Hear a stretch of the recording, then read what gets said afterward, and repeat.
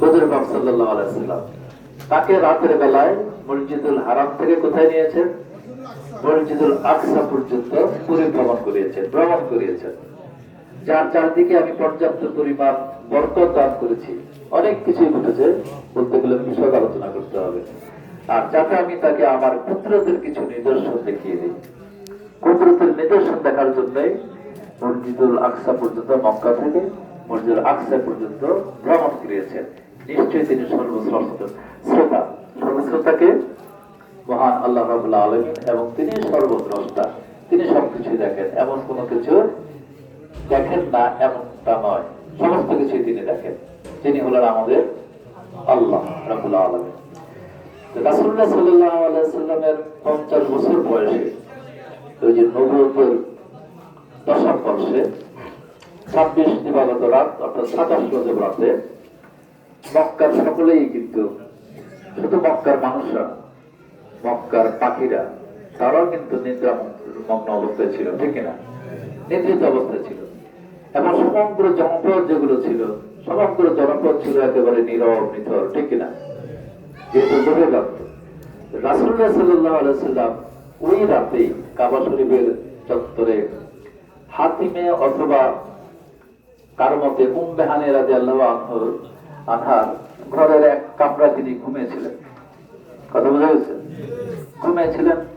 এবং তখন গভীর রাতে, অনেক রাত হয়ে গেছে, সেই রাতে আপনার আল্লাহ রাব্বুল আলামিনের ফেরেশতা হযরত জিবরাইল আলাইহিস সালাম এবং মিকাইল আলাইহিস সালাম সেখানে উপস্থিত হলেন। এবং তাদের সাথে ছিল বুরাক। কে ছিল? বুরাক, যার গতি হলো বিদ্যুতের মতো। কথা বুঝতে পারছেন? সেটির নাম হলো কি? বুরাক। বুরাকটা কিন্তু আবার গাধার চেয়ে একটু বড়, আবার ঘোড়ার চেয়ে কিন্তু একটু ছোট। তাহলে এটার উচ্চতা বা শারীরিক গঠন কিরকম হওয়া যায় বোঝা যায় না? এরকম একটা প্রাণী, এবং এটার গতি ছিল আলোর গতির থেকেও বেশি। আমরা যদি এখানে বসে, আমরা যদি আমাদের ওপেল মিয়ার বিল্ডিং এ যদি একটা টর্চ মারি, সাথে সাথে আলোটা ওখানে যাবে না? যাবে তো নাকি? কত স্পিডে গেল, টিপ দিলে আমার আলোটা ওখানে চলে গেল। যে আলোর যে গতি, এই গতির থেকেও কিন্তু এই বুরাকের গতি আরো বেশি ছিল। এমন গতিতে আপনার প্রিয় নবী হুজুর পাক সাল্লাল্লাহু আলাইহি ওয়াসাল্লাম আপনার ওই বুরাকে চড়ে এই মক্কা থেকে কোথায় গিয়েছেন? মসজিদুল আকসা গিয়েছিলেন। তো যাই হোক, যখন নবী করিম সাল্লাল্লাহু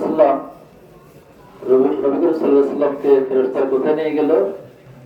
মক্কার পাশে নিয়ে গেল, বাইতুল্লাহ কাবা শরীফের এখানে নিয়ে ওনার বুক কেটে ফেললো, বক্ষটাকে বিদীর্ণ করলো। বিদীর্ণ করার পর আপনার জমজমের যে পানি, এই জমজমের পবিত্র পানি দিয়ে পরিষ্কার করলো। এগুলো নিয়ে ঘটনা কিন্তু অনেকে জানেন। পরিষ্কার করার পর কিন্তু আবার সবকিছু পুনঃস্থাপন করে মেরে দিল, জোড়া লেগে গেল, ঠিক কিনা? তারপর জিবরাইল আলাইহিস সালাম প্রিয় নবী হুজুর পাক সাল্লাল্লাহু আলাইহি ওয়াসাল্লামকে বোরাকে বসালেন, আরোহণ করালেন। এবং বোরাক কিন্তু চোখের পলকে চোখের পলক ফেলার আগে কিন্তু জেরুজালেম মসজিদুল আকসা নিয়ে পৌঁছে গেল। সুবহানাল্লাহ, এত তড়িৎ গতিতে।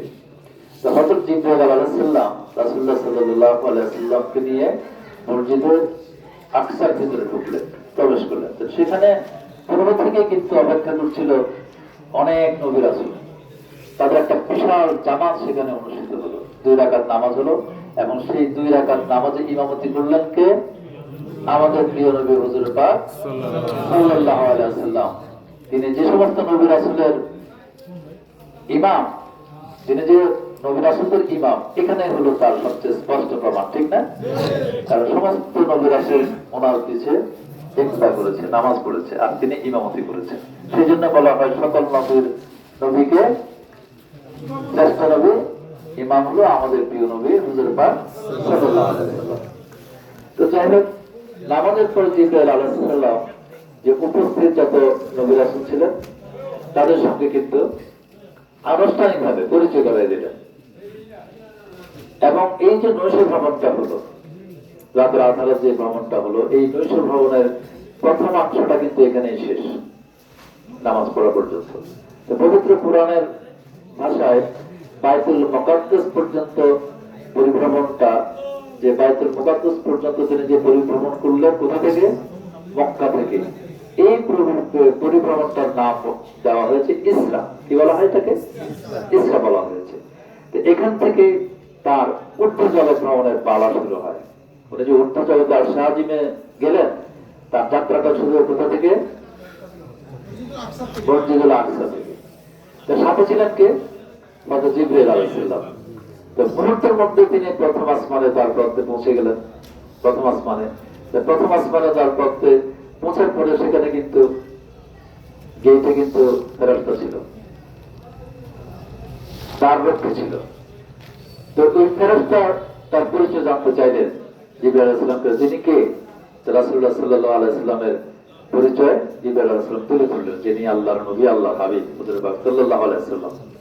তো সাথে সাথে ওই যে আসমানের প্রথম আসমানের দরজাটা উন্মোচিত হয়ে গেল, খুলে গেল।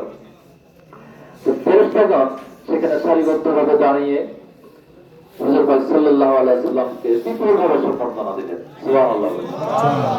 এখান থেকে তিনি মুহূর্তের মধ্যে এলেন কোথায়? দ্বিতীয় আসমানে। কোথায় বুঝলেন? দ্বিতীয় আসমানে। এখানে এই একইভাবে কিন্তু পরিচয় পর্ব সারা হলো। পরিচয় করিয়ে দিলেন হযরত জিবরাইল আলাইহিস সালাম যে ইনি হলো আল্লাহর হাবিব, প্রিয় নবী হুজুর পাক সাল্লাল্লাহু আলাইহি সাল্লাম। তো পরিচয় পর্ব সম্পূর্ণ করার পর এবং বিপুল সম্বর্ধনা কিন্তু সেখানেও জানানো হলো। তিনি সম্বর্ধিত হলেন কে? আমাদের প্রিয় নবী হুজুর পাক সাল্লাল্লাহু আলাইহি সাল্লাম। এখানে সাক্ষাৎ হয় আবার হযরত ঈসা আলাইহিস সালামের সাথে এবং ইয়াহইয়া আলাইহিস সালামের সাথে। তারপরে তিনি তৃতীয় আসমানে পৌঁছলেন, হযরত ঈসা আলাইহিস সালামের সাথে সাক্ষাৎ হলো। চতুর্থ আসমানে হযরত ইদ্রিস আলাইহিস সালামের সাথে, পঞ্চম আসমানে হযরত হারুন আলাইহিস সালামের সঙ্গে এবং ষষ্ঠ আসমানে হযরত মুসা আলাইহিস সালামের সঙ্গে। তারপর বাকি রইল সপ্তম আসমান, সেখানে সাক্ষাৎ হলো হযরত ইব্রাহিম আলাইহিস সালামের সঙ্গে। সাক্ষাৎ হলো, সুবহানাল্লাহ। তারা সকলেই কিন্তু রাসূলুল্লাহ সাল্লাল্লাহু আলাইহি সাল্লামকে সালাম এবং সালাম বিনিময় করলেন, মোবারকবাদ জানালেন। সপ্তম আকাশে যখন পৌঁছলেন, সেখানে ফেরেশতাদের যে কাবা, বাইতুল মামুর বলা হয় সেটাকে। ফেরেশতাদের কাবার নাম কি? সপ্তম 17 দিকে বাইতুল মামুর। তিনি সেখানে কিন্তু ফেরেশতাদেরকে সালামরত অবস্থায় দেখলেন। মানে সমস্ত ফেরেশতা সেখানে বাইতুল মামুরে কি করছিল? সালাত আদায় করছিল, অর্থাৎ নামাজ পড়ছিল। এখানে এই বাইতুল মামুরে প্রতিদিন 70,000 ফেরেশতা সালাত আদায় করে থাকে বলে সুবহানাল্লাহ। এবং সেখানে তাওয়াফ করে 70,000 ফেরেশতা। এই বাইতুল মামুর এটা কিন্তু আবার নির্মিত হলো যেন তেন এই যে মাটি বা পাথর দিয়ে নয়। কি পাথর দিয়ে জানেন? আকিক পাথর দিয়ে। আমরা আকিক পাথরের নবীর সুন্নাত পালন করি না, আমরা আংটি পড়ি না। এই সমগ্র আপনার ওই কাবা ইয়াটা ফেরেশতাদের সালাত আদায় করতে, ওই তাওয়াফটা বাইতুল মামুর যেটা, সেটা তৈরি কি দিয়ে? আকিক পাথরের তৈরি। তো ফেরেশতাদের কাবাটা, যে ফেরেশতাদের যে বাইতুল মামুর যে কাবা, এটা কিন্তু আবার বাইতুল মামুরের ঠিক নিচেই কিন্তু বাইতুল্লাহ শরীফ বলে সুবহানাল্লাহ। সুবহানাল্লাহ। যে আমরা মক্কা শরীফ তাওয়াফ করি না, সেটার অবস্থানটা হলো একদম বাইতুল মামুরের নিচে। তো বাইতুল মামুর থেকে তিনি চলে গেলেন কোথায়? সিদরাতুল মুনতাহায়। সেখানে পৌঁছলেন। সিদরাতুল মুনতাহা পর্যন্ত তার সকল সঙ্গে ছিল কিন্তু জিবরাইল আলাইহিস সালাম। জানেন তো আপনারা, ঠিক না? জিবরাইল আলাইহিস সালাম ছিলেন। কিন্তু জিবরাইল আলাইহিস সালাম তারপরে কিন্তু আর যাওয়ার কোনো ক্ষমতা নাই। তিনি বললেন, আমার আর সাধ্য নাই যাওয়ার, আমার এই পর্যন্ত আমার যাত্রা বিরতি। কথা বুঝতে পারছেন? রাসূলুল্লাহ সাল্লাল্লাহু আলাইহি ওয়াসাল্লাম বললেন যে এটাই আমার শেষ সীমানা, এই সীমানার আমি অতিক্রম করতে পারবো না। এই সীমানা যদি আমি অতিক্রম করি, তাহলে কিন্তু একেবারে জ্বলে পড়ে অঙ্গার হয়ে যাবো, সরকার হয়ে যাবো। কে বলছেন? জিবরাইল আলাইহিস সালাম বলছেন। তো এরপর রাসূলুল্লাহ সাল্লাল্লাহু আলাইহি ওয়াসাল্লামকে নিয়ে যাওয়ার জন্য রফরফ নামক একটা পাহাড় হলো। সেটার নাম হলো কি? রফরফ। আচ্ছা, তারপর তিনি রফরফে চড়ে বসলেন।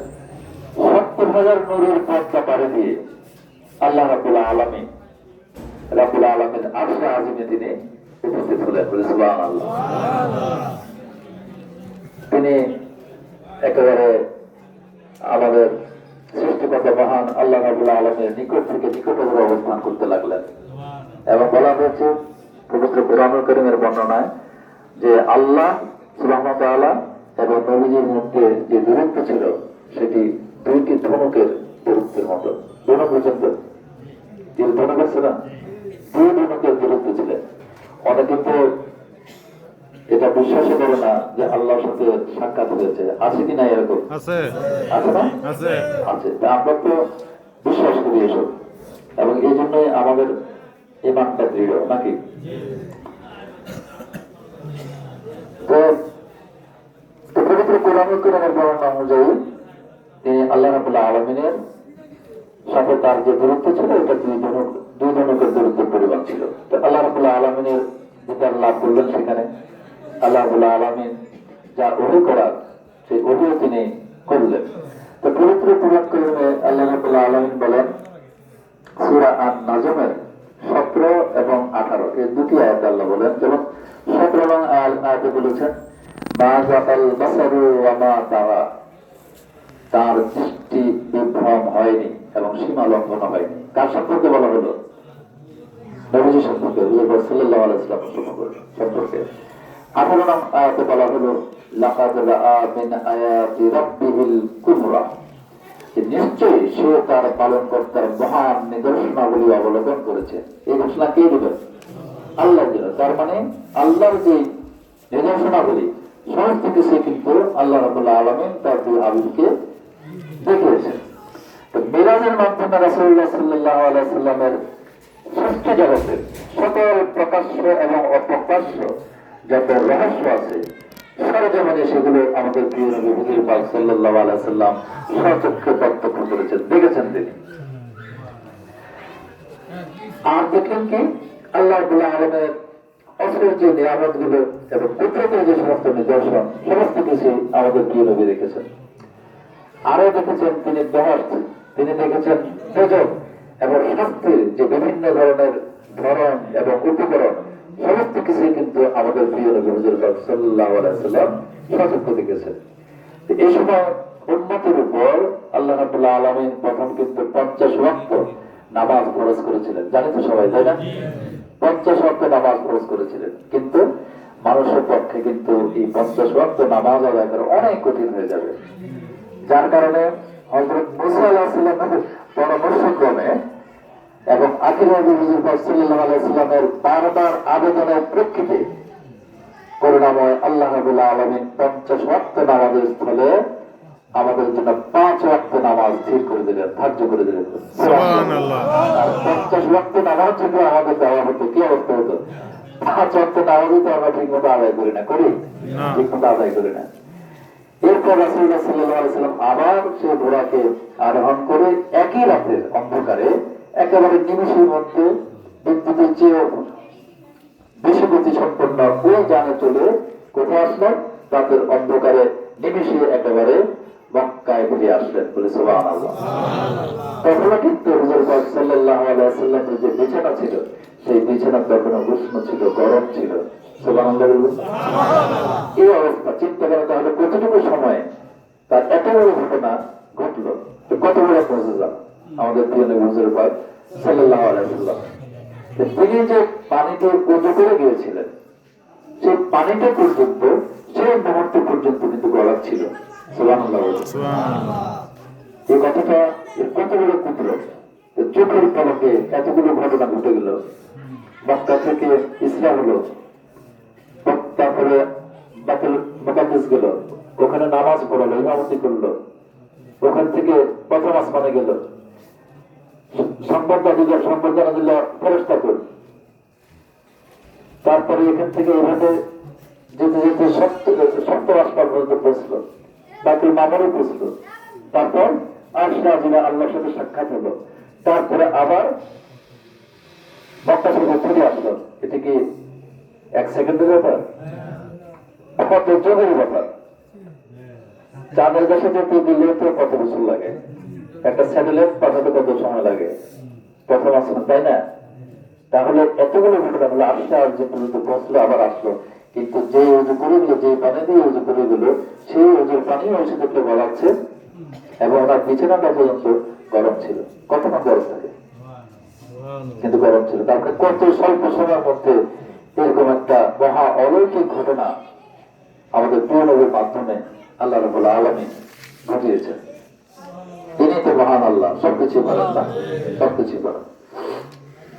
রাসূলুল্লাহ সাল্লাল্লাহু আলাইহি ওয়াসাল্লাম সকালে যখন এই ঘটনা মানুষের কাছে প্রকাশ করলেন, জনসমক্ষে এসে যখন প্রকাশিত হলো, প্রকাশ করলেন তিনি, তখন কি হলো, অনেকেই কিন্তু মিরাজকে বিশ্বাস করতে চাইলেন না, নাউজুবিল্লাহ বলে। অনেকে কিন্তু আবার ঠাট্টা বিদ্রুপ করলো যে এটা কিছুতেই সম্ভব না, এটা কি করে সম্ভব। তবে হযরত আবু বকর সিদ্দিক রাদিয়াল্লাহু আনহু মিরাজের এই কথা কিন্তু শোনা মাত্রই কোন রকম আর সন্দেহ পোষণ করেন নাই, সন্দেহ করেন নাই, সংশয় ছিল না। কারণ তিনি হুজুর পাক সাল্লাল্লাহু আলাইহি ওয়াসাল্লামকে মনে প্রাণ বিশ্বাস করতেন যে নবী পাক সাল্লাল্লাহু আলাইহি ওয়াসাল্লাম, মুহাম্মদ সাল্লাল্লাহু আলাইহি ওয়াসাল্লাম কোনোদিন মিথ্যা বলতে পারে না। যেহেতু নবী পাক সাল্লাল্লাহু আলাইহি ওয়াসাল্লাম বলেছেন, সেজন্য কেউ বিশ্বাস করুক আর না করুক, কিন্তু হযরত আবু বকর সিদ্দিক রাদিয়াল্লাহু আনহু এটা বিশ্বাস করেছেন। সেজন্য তিনি মহানবী সাল্লাল্লাহু আলাইহি ওয়াসাল্লাম কর্তৃক একটা উপাধি পেয়েছেন, সেই উপাধিটার নাম হলো কি? সিদ্দিক। সেজন্য তিনি সিদ্দিক উপাধি লাভ করেছেন এবং এই উপাধিতে তিনি ভূষিত হয়েছিলেন।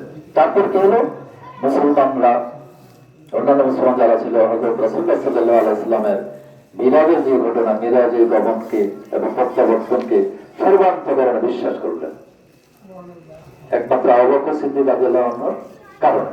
কারণ মানুষ তাকেও বিশ্বাস করত, ওনাকেও বিশ্বাস করত। তো প্রকৃতপক্ষে মিরাজের যে হাদিয়া আছে না, মিরাজের অন্যতম হাদিয়া হলো কি? অন্যতম হাদিয়া হচ্ছে সালাত, নামাজ। রাসূলুল্লাহ সাল্লাল্লাহু আলাইহি ওয়াসাল্লাম বলেছেন, আসসালাতু মিরাজুল মুমিন, মুমিনিন, অর্থাৎ নামাজই মুমিনের জন্য মিরাজ। দেখছেন? অথচ আমরা কিন্তু এই নামাজ থেকে দূরে থাকি, দেখেন, তাই না? নামাজ আমরা পড়তে চাই না, নিজেও পড়ি না, আবার দেখা যায় অন্যকেও অনুৎসাহিত করি, ঠিক না? এরকম লোক আছে কি নাই? অথচ দেখেন নামাজের জন্য এত বড় একটা ঘটনা ঘটলো নবী সাল্লাল্লাহু আলাইহি ওয়াসাল্লামের মাধ্যমে। তো সেজন্য বাস্তবে সে যে অসাধারণ নিয়ামতের প্রতি আমরা খুব একটা গুরুত্ব দিই না, নামাজের প্রতি অনেকেই আমরা গুরুত্ব দিই না, এটা অত্যন্ত দুঃখজনক। এই অসাধারণ যে নিয়ামত, এটার প্রতি আমাদের গুরুত্ব দেওয়া উচিত। অর্থাৎ 5 ওয়াক্ত নামাজ আমাদের জামাতের সাথে মসজিদে গিয়ে আদায় করা উচিত, নাকি? তা আমরা অনেকে কিন্তু নিয়মিত আদায় করি না। আল্লাহ রাব্বুল আলামিন আমাদেরকে মাফ করুন। তো আমরা নিজেরা পড়বো এবং আমাদের পরিবার পরিজন যারা আছে তাদেরকেও কিন্তু নামাজের জন্য আমরা সবসময় তাগিদ দিতে হবে, ঠিক না? সবসময় তাগিদ দিতে হবে, না হয় কিন্তু আমাদেরও অপরাধ হবে যে আমরা আমাদের সন্তান সন্ততিদেরকে নামাজের প্রতি উৎসাহিত করছি না, তাদেরকে নামাজ পড়ার জন্য উদ্বুদ্ধ করছি না। এটা আমাদের একেবারে নৈতিক দায়িত্ব, ঠিক কিনা? যদি ইসলাম ধর্ম মানতে হয়, আল্লাহর ভালোবাসা যদি পেতে হয়, অবশ্যই নিজে নামাজ আদায় করতে হবে এবং নিজের পরিবারকেও নামাজের প্রতি উদ্বুদ্ধ করতে হবে, সমাজকে নামাজের প্রতি উদ্বুদ্ধ করতে হবে। তো এটা কিন্তু আল্লাহ রাব্বুল আলামিনের নিয়ামতের প্রতি একটা অকৃতজ্ঞতা, যে আমরা যদি নামাজ না পড়ি, এই অকৃতজ্ঞতা হবে তার জন্য, হুজুর সাল্লাল্লাহু আলাইহি ওয়াসাল্লাম, আল্লাহর জন্য। কারণ আল্লাহ আমাদেরকে নিয়ামত হিসাবে দান করছে। নবী সাল্লাল্লাহু আলাইহি ওয়াসাল্লাম আমাদের জন্য এই 5 ওয়াক্ত নামাজ এনেছেন। তাহলে আমরা যদি নামাজ আদায় না করি, তাহলে আমরা অকৃতজ্ঞ হয়ে গেলাম না? অকৃতজ্ঞ না আমরা? একেবারে অকৃতজ্ঞ, যেটা আমরা আল্লাহর প্রতি এবং রাসূলের প্রতি। এটা তো করা যায় না, করা যায়? এটা করা যায় না। এই জন্য আমাদের 5 ওয়াক্ত নামাজ আদায় করতে হবে। ইসলামের ইতিহাসে সবচেয়ে গুরুত্বপূর্ণ এবং বর্ণান্বিত যত ঘটনা ঘটেছে, তার মধ্যে অন্যতম দিবসটাই হলো এই যে মিরাজের যে ঘটনা ঘটেছে এটা। এখন সেজন্য আমাদের প্রত্যেকেই এই যে মিরাজের ঘটনাটা অন্তত চিন্তা করে 5 ওয়াক্ত নামাজ আমাদেরকে জামাতের সহিত আদায় করা উচিত। এখন আমরা আসি, এই যে মিরাজের যে ঘটনাটা ঘটলো, এটার একটা শিক্ষা আছে না? আছে কি নাই? একটা শিক্ষা আছে, একটা প্রাপ্তিও তো আছে, যে আমরা কি শিখলাম আর কি পেলাম। এই মিরাজ কি এমনি ঘটেছে? এটা তো আমাদের জন্য ঘটেছে, নাকি? আমরা যেন এটা থেকে শিক্ষা নিতে পারি, সেই জন্য। তা আমাদের শিক্ষাটা কি, আমাদের প্রাপ্তিটা কি, এই বিষয়ে একটু আলোচনা করি। ইসলামের ইতিহাসের এটি একটি অবিস্মরণীয় ঘটনা। এই সবে মেরাজ এটা হলো মহানবী হুজুর পাক সাল্লাল্লাহু আলাইহি ওয়াসাল্লামের একটা বিশেষ মুজিজা, বৈশিষ্ট্য এবং সম্মাননা যেটা আগে বলেছি আল্লাহর পক্ষ থেকে এসেছে। তো সর্বকালের সর্বশ্রেষ্ঠ মহামানব আমাদের প্রিয় নবী হুজুর পাক সাল্লাল্লাহু আলাইহি ওয়াসাল্লাম ছাড়া অন্য কোন নবীর সৌভাগ্যে এই মেরাজ হয় নাই। সেজন্য আমরা গর্বিত যে আমরা সেই নবীর উম্মত, ঠিক কিনা? আমরা সেই মহানবী হুজুর পাক সাল্লাল্লাহু আলাইহি ওয়াসাল্লামের উম্মত, সেজন্য আমরা গর্ব করতে পারি। তো শবে মেরাজ পবিত্র রজব মাসে সংঘটিত হয়েছিল। আর মহান আল্লাহ রাব্বুল আলামিন মেরাজের রাতে তার সবচেয়ে প্রিয় বান্দা যিনি হুজুর পাক সাল্লাল্লাহু আলাইহি ওয়াসাল্লামের কে ডেকে নিজ সান্নিধ্যে তিনি ডেকেছেন, সান্নিধ্য দিয়েছেন। এটা এমন শুধু সান্নিধ্য নেননি, নামাজ দেননি, এমনকি একটা রাষ্ট্রের রূপরেখা পর্যন্ত শিক্ষা দিয়েছেন এবং নানাবিধ বিষয়ে, দুনিয়ার জীবনে নানাবিধ বিষয়ে, আখিরাতের কল্যাণের জন্য নানাবিধ বিষয়ে কিন্তু আল্লাহ রাব্বুল আলামিন নবী পাক সাল্লাল্লাহু আলাইহি ওয়াসাল্লামকে শিক্ষা দিয়েছেন এবং পুরস্কৃত করেছেন। এগুলো কিন্তু নিয়ামত, পুরস্কার স্বরূপ দান করেছেন। তো আমরা একটু খেয়াল করি যে আমাদের জন্য আসলে প্রাপ্তিটা কি, দানটা কি। এক নম্বরে হলো 5 ওয়াক্তের নামাজ। এই 5 ওয়াক্তের নামাজ ফজিলতের দিক থেকে 50 ওয়াক্তের নামাজের চেয়ে শ্রেষ্ঠ, উত্তম। সুবহানাল্লাহ। দ্বিতীয় বিষয় আসি। দ্বিতীয় বিষয় হলো সূরা বাকারার শেষের 2টা আয়াত আছে। এই শেষের 2টা আয়াত কিন্তু এই মেরাজে কিন্তু অবতীর্ণ হয়েছিল। বলি সুবহানাল্লাহ। এই আয়াতগুলোতে উম্মতে মুহাম্মাদের জন্য, উম্মতে মুহাম্মাদী যারা আছে, আমরা যারা আছি, আমাদের জন্য আল্লাহর অশেষ রহমত এবং অনুগ্রহ প্রকাশিত হয়েছে। কিভাবে? ওই আয়াত 2টা শুনেন।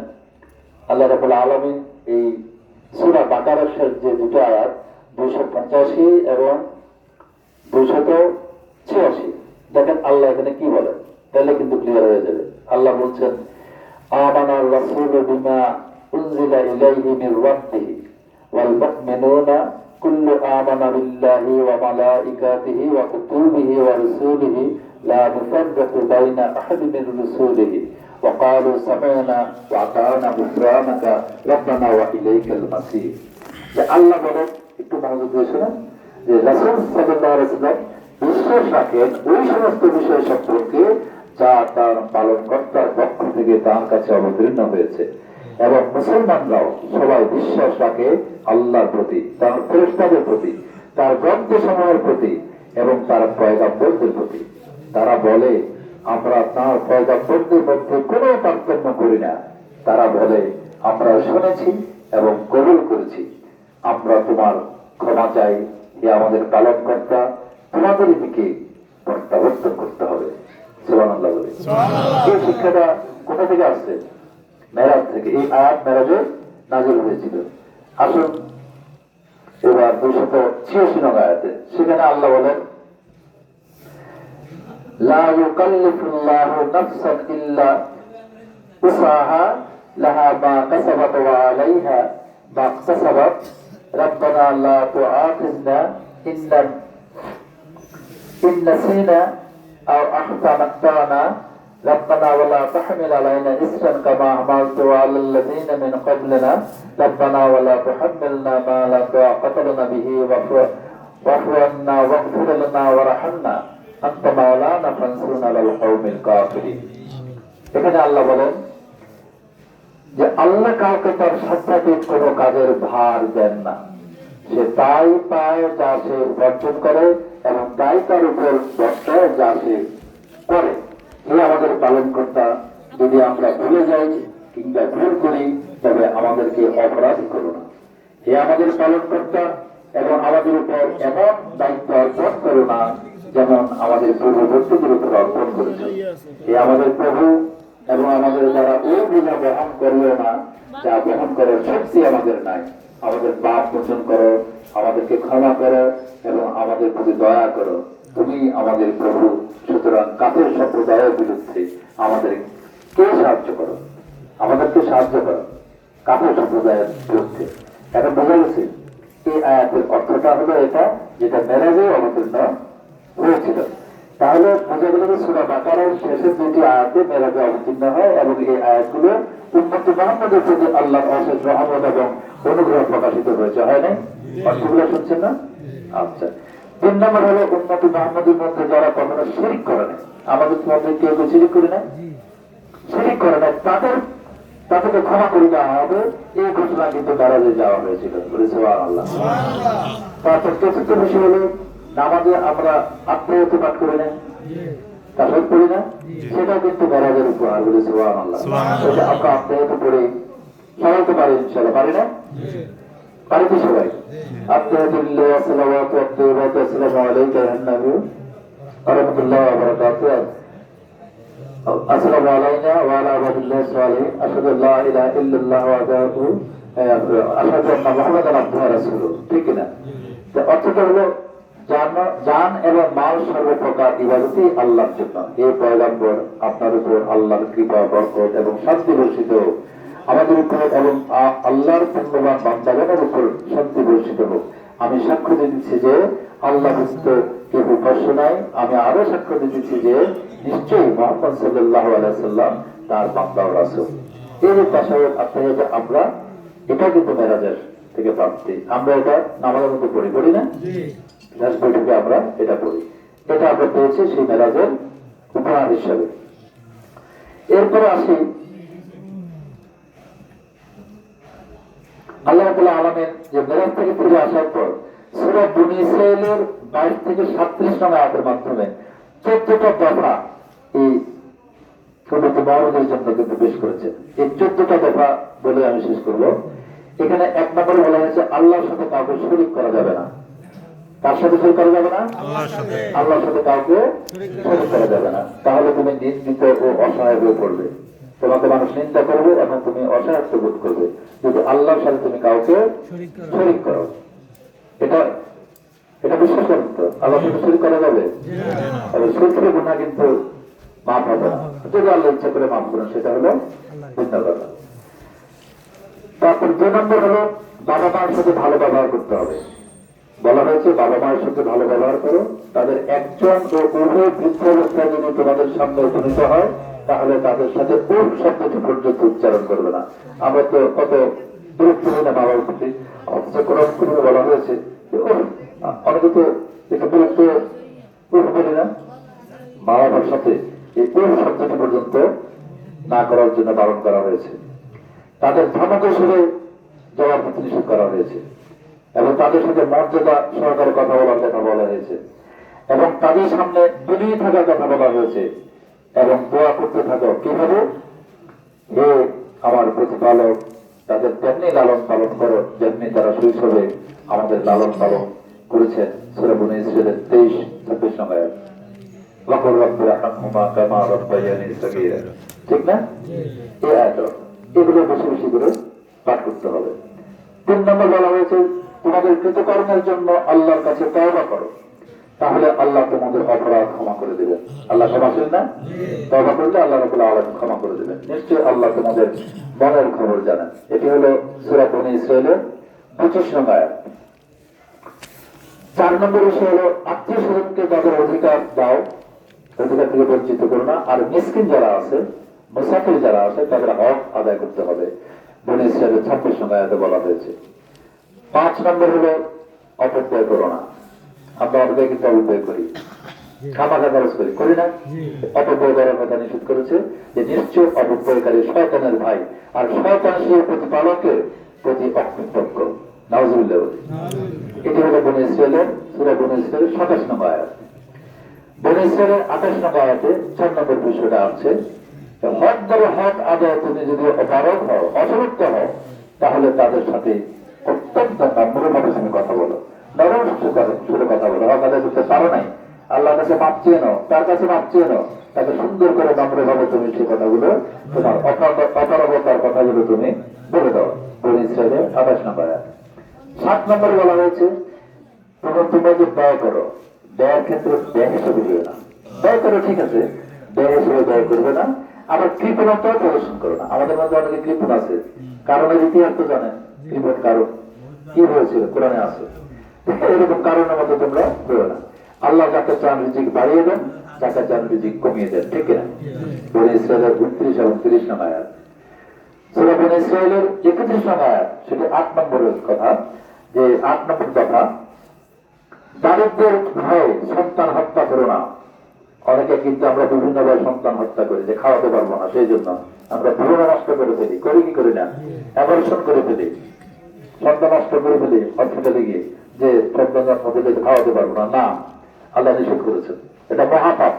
সূরা বনী ইসরাঈলের ৩১ নম্বর আয়াতে ৯ নং কথাতে বলা হয়েছে জিনা ব্যভিচার। এই জিনা ব্যভিচার থেকে দূরে থাকার জন্য, জিনা ব্যভিচার করা যাবে না, করা যাবে না, ঠিক কিনা? নিশ্চয়ই এটি নিকৃষ্ট, আল্লাহ বলেন যে নিশ্চয়ই এটি নিকৃষ্ট বর্জিত কাজ। সূরা বনী ইসরাঈলের ৩২ নম্বর আয়াত। ১০ নং কথাতে বলা হয়েছে কোন জীবনকে অন্যায় ভাবে হত্যা করো না। আমরা কিন্তু অনেক জীবকে হত্যা করে ফেলি, না, নিষেধ করেছে যে কোন জীবকে তোমরা হত্যা করো না, অন্যভাবে হত্যা করো না। কাউকে অন্যভাবে হত্যা করা হলে তার উত্তরাধিকারীকে আমি এই অধিকার দিয়েছি, চাইলে রক্তের বিনিময়ে চাইতে পারে। আমরা যদি একটা মানুষকে হত্যা করে ফেলি, কিন্তু সেখানে কিন্তু হত্যার বদলে হত্যা ইসলামের নির্দেশনা আছে কি নাই? আছে। সেই জন্য হত্যা থেকে বিরত থাকার কথা বলা হয়েছে। তবে প্রতিশোধের ব্যাপারে সে যেন বাড়াবাড়ি না করে, হত্যার বদলে হত্যা করবেই, একটু বাড়াবাড়ি যে না করে, পরে মাফ করে দিলে সব পাওয়া যাবে। কথা বুঝতে পারছেন? কিন্তু বিধান আছে, বিধান আছে, কিন্তু যদি ক্ষমা চায় মাফ করার কথা বলে দেওয়া হয়েছে। ১১ নম্বর কথাটা বলা হয়েছে এতিমের সম্পদের ধারে কাছে দিও না। আমরা কত এতিমের হক নষ্ট করি, করি না? অনেক চাচারা দেখা গেছে, চাচা জ্যাঠারা এতিমের হক নষ্ট করে কিনা? সমাজে আছে কি নাই? আছে, নিষেধ করা হয়েছে যে এতিমের সম্পদের ধারে কাছেও যেও না, সম্পদের ব্যাপারে তার বয়প্রাপ্ত পর্যন্ত অপেক্ষা করো। তার সে যখন বড় হয়ে যাবে, বয়স হবে, সে পর্যন্ত তোমার কাছে তুমি এটা হেফাজতে রাখো। বড় হয়ে গেলে তারপর তাকে তুমি বুঝিয়ে দেবে, কিন্তু তুমি আমানত রাখতে পারো, যেহেতু সে অবুঝ নাবালক। সাবালক হওয়া পর্যন্ত তুমি তাকে সেটা তুমি বুঝিয়ে দাও, সাবালক হলে তুমি তাকে সেটা বুঝিয়ে দিবে।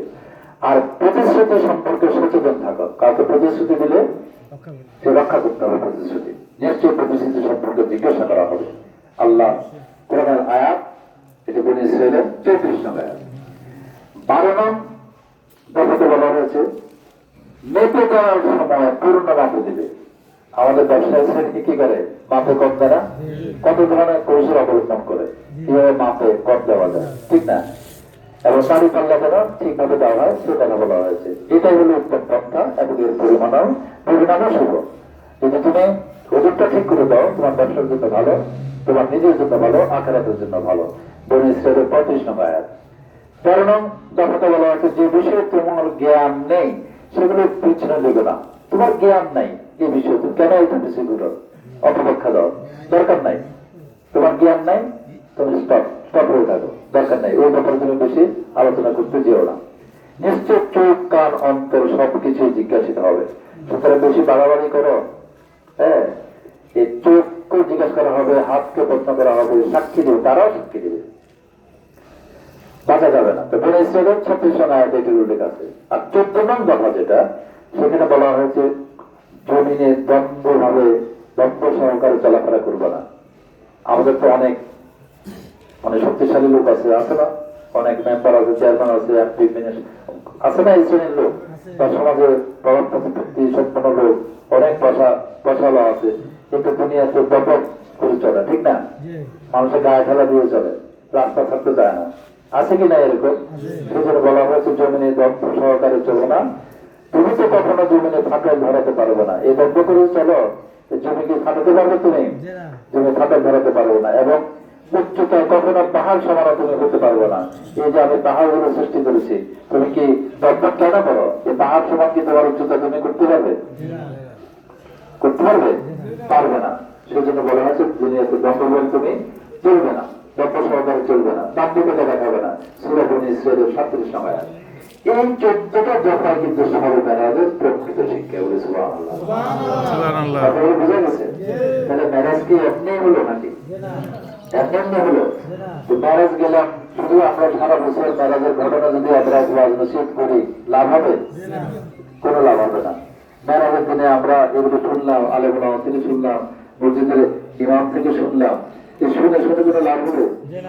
আমরা শুনতে হবে, বুঝতে হবে, জানতে হবে, এবং সেই নির্দেশনা অনুযায়ী আমাদের চলতে হবে। তার মধ্যে একেবারেই মুখ্য বিষয় যেটা, সর্বশ্রেষ্ঠ যে জিনিসটা, যে নিয়ামত আল্লাহ রাব্বুল আলামিন আমাদের জন্য দিয়েছেন, সেটি হলো 5 ওয়াক্ত নামাজ। এই 5 ওয়াক্ত নামাজ যদি আমরা ঠিক মতো আদায় করি, তাহলে আমাদের মেরাজ সম্পর্কে বোঝাটা একেবারেই পরিষ্কার, নাকি? মেরাজের নিয়ামত আদায় হয়ে গেল। তাহলে 5 ওয়াক্ত নামাজ আমরা পড়বো কি পড়বো না? ইনশাআল্লাহ আমরা 5 ওয়াক্ত নামাজ পড়বো। আর একটা কথা বলে রাখি যে এটি হলো পুলিশ দরবার, শুধু আমাদের এই কালিয়াপুর দরবার শরীফ বা কালিয়াপুর আমাদের রহমানের পাক দরবার শরীফ শুধু একটা দরবারই বাংলাদেশে নাই বা এই পৃথিবীতে নাই। হাজার হাজার লক্ষ লক্ষ দরবার আছে, হক্কানি ওলি দরবার আছে কি নাই? আর যে সমস্ত দরবারে বিভিন্ন ধরনের কর্মকাণ্ড হয়, অনৈতিক কর্মকাণ্ড হয়, ইসলাম বিরোধী কার্যকলাপে অনেক দরবারে অনেক খাতে অনেক লোকজন নিয়োজিত আছে কি নাই? তা আমাদের দরবার কিন্তু সেই দরবার না। আমাদের দরবার হলো হক্কানি ওলির দরবার। এই দরবার হলো মোল্লা নাজিমউদ্দিন রহমতুল্লাহ আলাইহির দরবার, যিনি 1450 মসজিদ প্রতিষ্ঠা করেছেন। সেটা করেছেন উদ্দেশ্য হলো কি? দিনের প্রচার। উদ্দেশ্য হলো 5 ওয়াক্ত নামাজ পড়া, কারণ নামাজের মধ্যে আল্লাহকে পাওয়া যাবে। তো সেই আসল কাজটা করে দেখিয়েছেন আমার দাদাজান। আপনারা যে পীরের অনুসারী, সেই পীর কে? মোল্লা নাজিমউদ্দিন রহমতুল্লাহ আলাইহি। তো সেজন্য সকলের প্রতি আমার অনুরোধ থাকবে, 5 ওয়াক্ত নামাজ আদায় করবেন, জামাতের সাথে মসজিদে গিয়ে চেষ্টা করবেন। আর একটা জিনিস, যে সমস্ত নির্দেশনা আমাদের আওলাদের থেকে, ওদের আওলাদের থেকে, শুধু আমাদের না, অন্যান্য পীরের দরবারে যারা আওলাদরা আছেন, হক্কানি ওদের দরবারে আওলাদরা, ওনারা নিশ্চয়ই খারাপ কথা আপনাদেরকে বলবেন না। খারাপ কথা বলবেন? খারাপ কথা বলবেন না। এই জন্য কালকে আমার এই শহীদুল্লাহ ভাইয়ের ছেলে মেহেদি সাহেব, সে উরুস করেছে, করে নাই? সে কিন্তু এই যে ধর্ম বিষয়ে অনেক আলোচনা করেছে, মানুষ উৎসাহিত করেছে, দিক নির্দেশনা দিয়েছে। আসলে এগুলোই কিন্তু ওলির যারা আওলাদ তাদের কাজ, নাকি? ওলির আওলাদের কাজই হলো এটা। পীর কিন্তু একজন, পীরকে আমরা কেউ পীর না। আমার আব্বা আব্দুর বিষয়ে তিনি বলেছেন যে সমস্ত আসমান জমে সাক্ষী, আমি পীর না। আমি নিজে মুখে শুনেছি, আমার আম্মার কাছে বলতো সমস্ত আসমান জমে সাক্ষী, আমি পীর না। আমার আহমদুল্লাহ ভাইয়া কিন্তু কথা বলছে, আমার শহীদুল্লাহ ভাইয়া কিন্তু কথা বলছে, আমি দেখছি। আমার শহীদুল্লাহ ভাই কিন্তু আমার আদর করতো, উনি আমার টাকা নিয়ে বলতো, উনি ওই সরকারকে পরিধান পেতে শুধু একটা করে আমাদের ওই লোকটা বাবা ডাকে, ওইটা দিলে আমার কিন্তু ওইটা আমার বাবা ডাকে, আমার সন্তানের মতো। কিন্তু কোনোদিন মরুদ বলে নাই। আমার মাহমুদুল্লাহ ভাই কোনোদিন মরুদ বলে নাই। আর আহমদুল্লাহ ভাই তো জানে নাই, আপনারা যারা অনুসারী, মানে পীর দাবি করছে কোনোদিন? কোনোদিন পীর দাবি করি। সুতরাং আমরা পীর না, আমরা ওদের আওলাদ, এবং আওলাদ হিসেবে আমাদের দায়িত্ব কর্তব্য, যেটা আমরা চেষ্টা করে যাচ্ছি, পালন করে যাচ্ছি। কিন্তু আমাদের অনেক ভুলভ্রান্তি আছে না? মাশাআল্লাহ, আমার এই বাতিজা এই অফিস সাহেব, সেও আছে, দিনের কাজ করে, বিভিন্ন জায়গায় যায়, মাহফিল মধ্যে সে ভালো মাহফিল করে না? সেও তো আপনাদেরকে ভালো কথা বলে, কি নাকি খারাপ কথা বলে? সেও তো আপনাদেরকে নামাজের কথা বলে, ভালো পথে চলার কথা বলে। মূলত এটাই আমাদের কাজ। অপরাধী যারা আছে আমার ভাইয়েরা বা আমাদের অন্যান্য আপনাদের যারা এই পূজার আপনার দিন পরিগুলো আছে, পরিচিত ক্ষেত্র যারা করে, তারা সকলে কিন্তু আল্লাহ রাসূলের কথাই বলে। তা আমরা চাইবো একেবারে মৃত্যুর পূর্ব মুহূর্ত পর্যন্ত মোল্লা নাজিমউদ্দিনের শেষ আওলাদ যিনি থাকবে কি আমাদের পূর্ববর্তী পর্যন্ত, সেই আওলাদটি পর্যন্ত যেন আপনাদের সেবায় নিয়োজিত থাকতে পারে, আপনাদেরকে যিনি ইসলামের বাণী শোনাতে পারে। আল্লাহ রাব্বুল আলামিন যেন আমাদের সমস্ত আওলাদকে সেই শিক্ষায় শিক্ষিত করে গড়ে তোলে। সবাই বলে আমিন। আল্লাহ রাব্বুল আলামিন যেন আমাদের সকলকে সেই তৌফিক দান করেন। সবাই বলে আমিন। আর আজকের যে আলোচনা হলো, মেরাজের যে আলোচনা হলো, এই আলোচনা থেকে শিক্ষা নিয়ে আমরা প্রতিটি কথা মানার চেষ্টা করবো, বোঝার চেষ্টা করবো, এবং বিশেষ করে 5 ওয়াক্ত নামাজ যেন আমরা জামাতের সাথে আদায় করতে পারি, সেই প্রচেষ্টা আমাদের থাকবে। আর সর্বোপরি একেবারে শেষের দিকে আমি একটা কথা বলতে চাই, আমি ধর্মীয় কিছু পরিবেশের কারণে, ধর্মীয় পরিবেশ নষ্ট হওয়ার কারণে দরবার শরীফে অনেক বিষয়ে আদবের খেলাপ হচ্ছে। আদবের খেলাপ হওয়ার কারণে আমি কিছু দরবারের পক্ষ থেকে দিক নির্দেশনামূলক কিছু কথাবার্তা আমি সাইন করে দিয়েছি। দক্ষিণ পাশে একটা আছে, ভেতরে আমার আব্দুল্লাহ ভাই এই বাজারে এখানে একটা আছে, আপনারা চেষ্টা করবেন এই বিষয়গুলো পড়তে এবং সেই অনুযায়ী চলতে, পারবেন না? আমার কথাগুলো মানেন তো আপনারা? আমাকে মানতে হলে কিন্তু সবটাই মানতে হবে নাকি? যদি আহমদুল্লাহ ভাইয়ের সব ফলাভিযুক্ত মনে করেন, আর মোল্লা কাজীমুদ্দিনের নাতি আব্দুর রহমানের সন্তান যদি মনে করেন, আর আমার বড় ভাইরা যারা আছে, আমি তো তাদের মধ্যে আছি নাকি, যারা দুনিয়া থেকে চলে গেছে। কারণ এখন তো আমার সিরিয়াল, আমার পরে আমার আরো 4 ভাই আছে, আমার সিরিয়াল না এখন। তো আমি হয়তো বেশি দিন নাই নাকি, আছি বেশি দিন নাই। তো সুতরাং যাওয়ার মন